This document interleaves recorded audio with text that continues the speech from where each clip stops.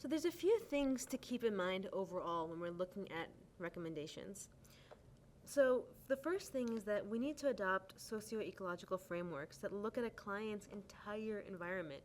We need to examine how different aspects of their environment, so the family community, the school, wider socio-political system, economics, all of this, how it provides unique challenges as well as confers different strengths that we can tap into. Targets of bullying are not victims. They are not powerless. They have endured horrific forms of persecution, and we need to recognize their strengths individually and as a community. Interventions are usually more successful at younger ages. This is just what the research consistently shows. However, keeping that in mind, that doesn't mean that we ignore what's happening in middle schools or at high school levels. We need to have age-appropriate interventions at all levels.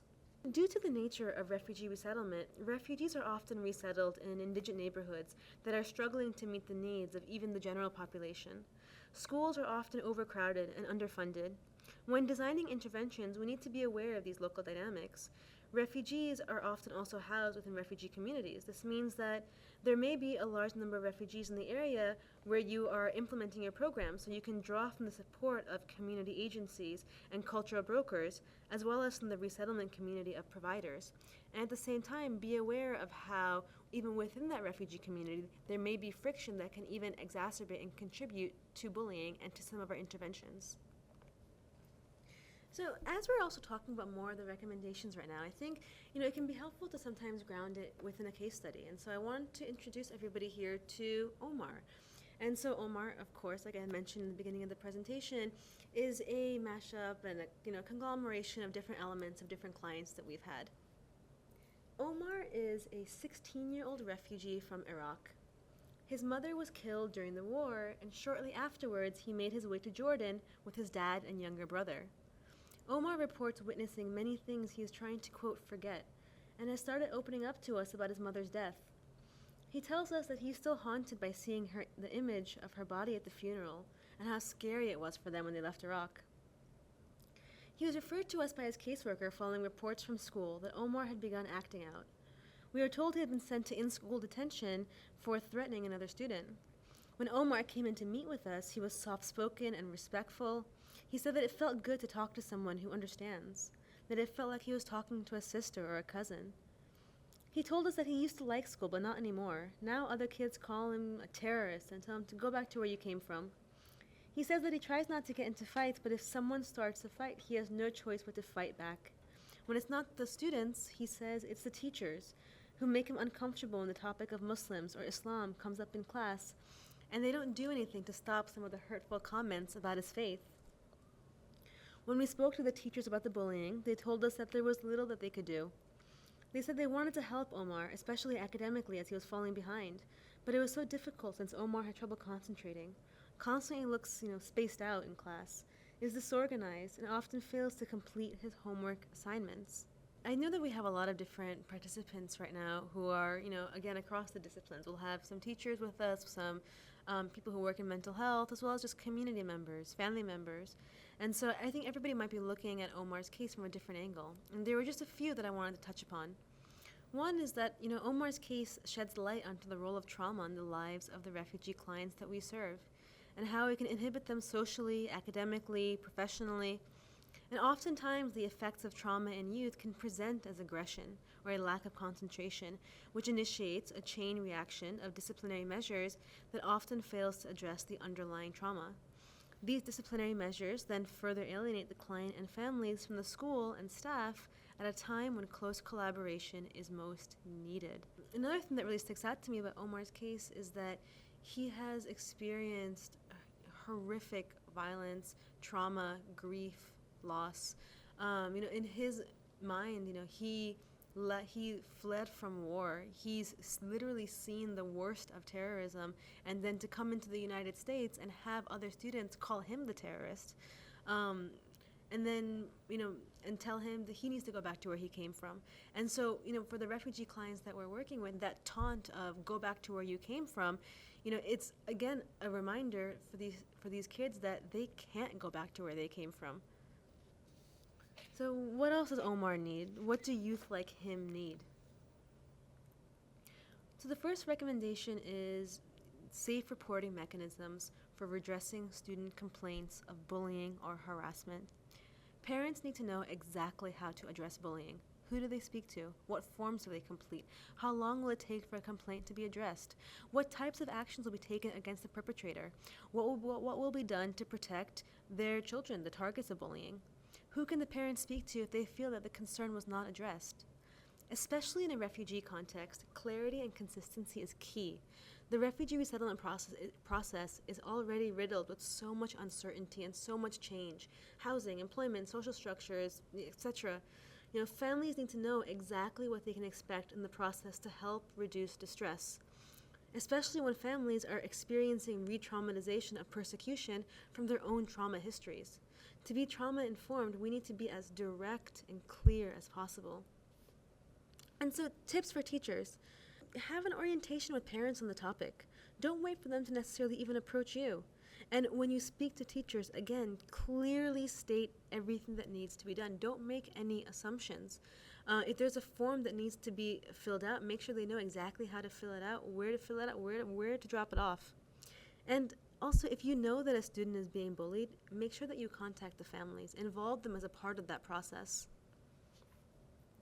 And so, as we know, bullying of refugees can also be tied to their status as English language learners. Teachers need to be aware of the barriers within their school that can prohibit refugee youth who are language learners from participating in programs where they can interact more with other students, as well as decrease feelings of isolation that can contribute to bullying, as well as be an effective bullying. Refugee families also need to know their rights, and this is where, again, the whole school community needs to be involved. Faith-based, community-based organizations, teachers, staff, everybody. Refugee families need to know that when it comes to their children's schooling, including addressing discrimination and bullying, they have a right to seek redress through the school system. And they should not be barred from doing so if they are English language learners.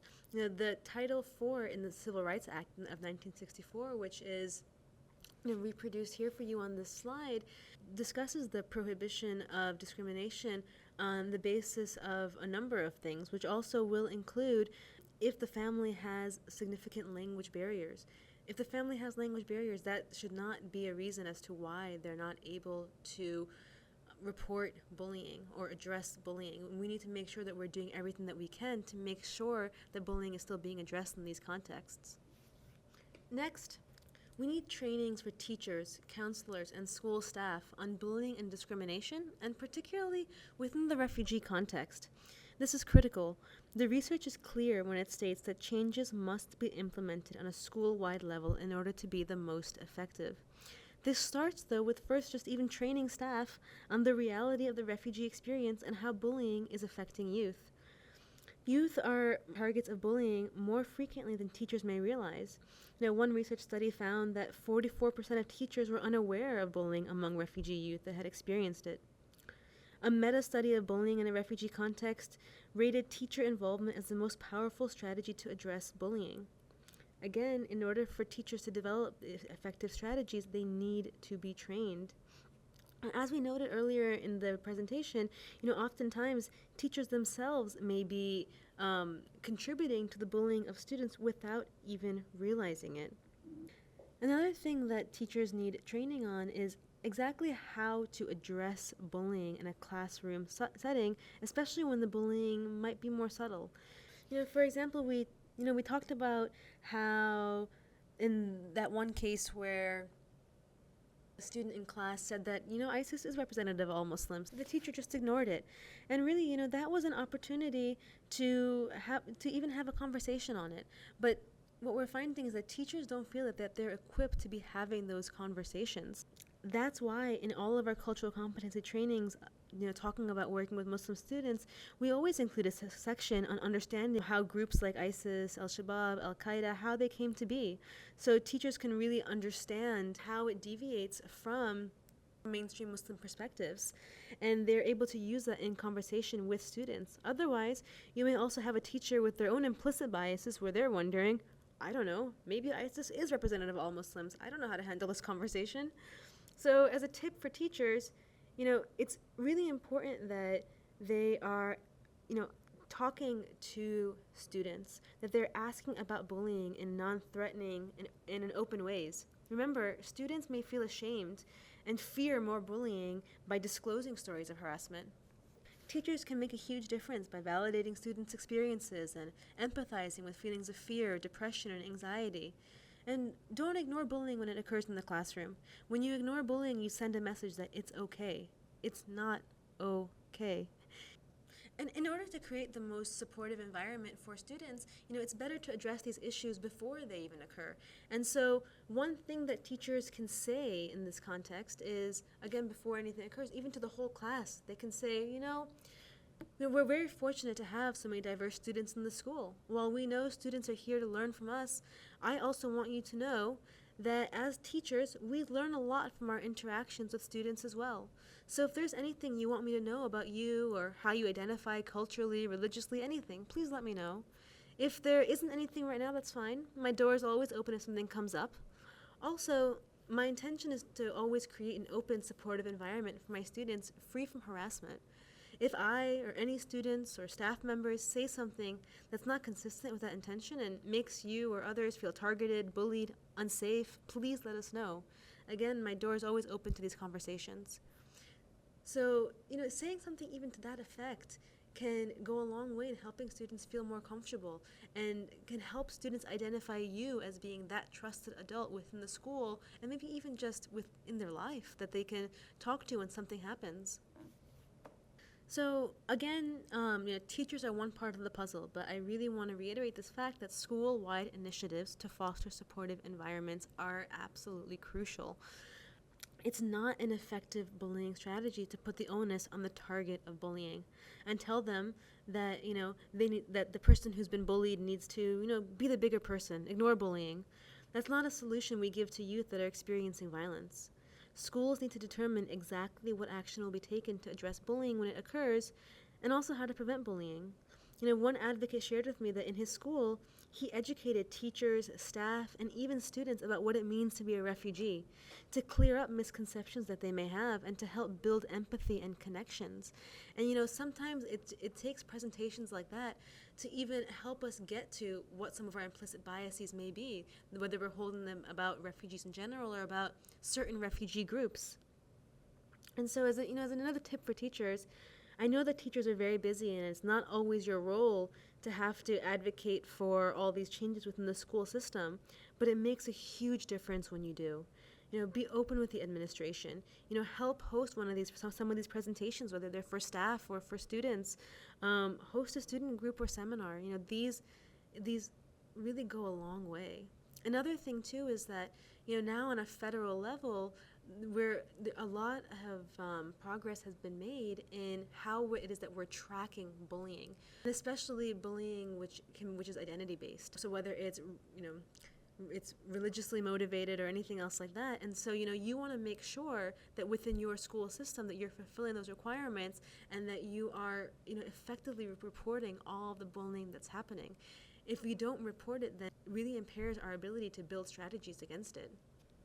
So the next recommendation, we need skill-building youth workshops and groups that raise awareness of bullying, promote positive coping skills and resiliency, and train peer advocates to be upstanders.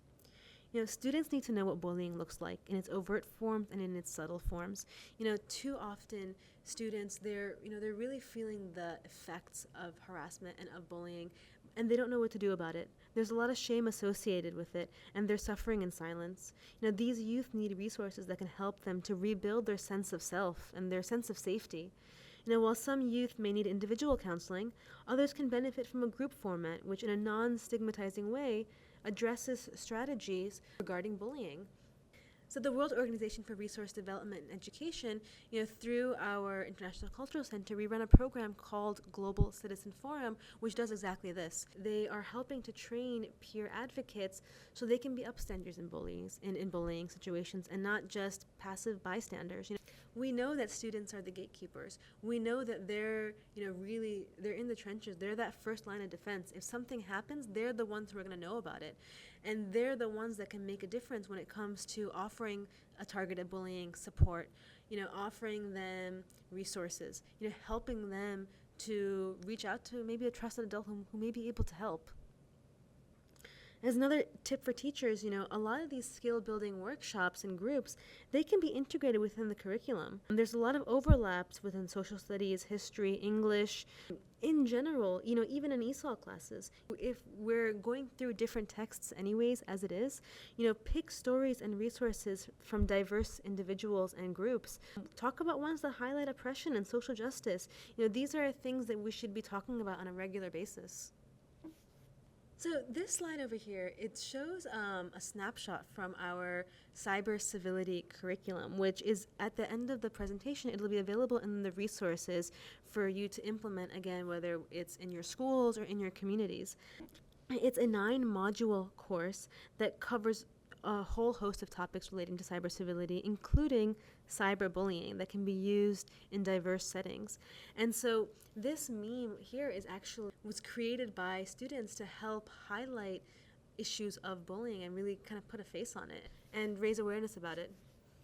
And so this last recommendation, it's really important that we have extracurricular activities and youth groups that foster positive youth connections. Bullying, it's a very isolating, very alienating experience, and activities that foster youth connection and empower youth to get involved in their community can go a long way. I spoke to some advocates, for example, that told me about refugee soccer programs that had a tremendous impact on the community and really helping to rebuild that sense of self and that self-esteem. So another example of this programming is from an event that we co-planned and co-facilitated as part of a series that we termed Courageous Conversations, which is an intergenerational and interracial and religious conversation on discrimination and bullying that culminated in the creation of a community mural, which you can see in some of these pictures. So this particular event, which was the second in the series, began by remarks from adult panelists, including an African-American school teacher who spoke about her experiences, working in the school system before and after segregation, a Holocaust survivor, a former prisoner of a Japanese internment camp, and an LGBT activist. 2 Muslim students on the panel also kicked off the student discussion by sharing their experiences with anti-Muslim and anti-Black sentiment today. The event drew about 50 participants cross-culturally who shared personal stories of discrimination throughout the whole event and strategies and advice for moving forward. So I want to thank everybody who participated in this curriculum and in this module that we provided. And so on the next slide, you'll see my contact information. So please feel free to reach out if you have any questions or if you had any more questions about some of the resources that we discussed. At the end, you'll also see some slides on some resources and some acknowledgement from some really fantastic people that I wanted to thank for their help with this module. Please don't forget to take the post test. Thank you so much.